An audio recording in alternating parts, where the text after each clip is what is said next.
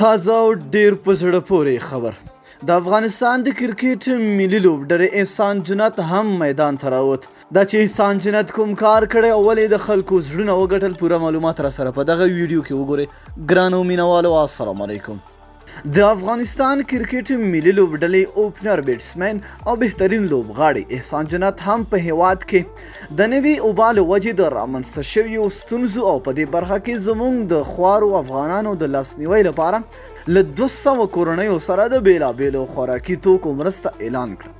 دا چې په نړۍ کې د نوي اوبا خورېدو له ویرې خلک له سختو اقتصادي ستونزو سره مخ افغان بېوزله ولس هم ترې بې برخې نه دی پاتې.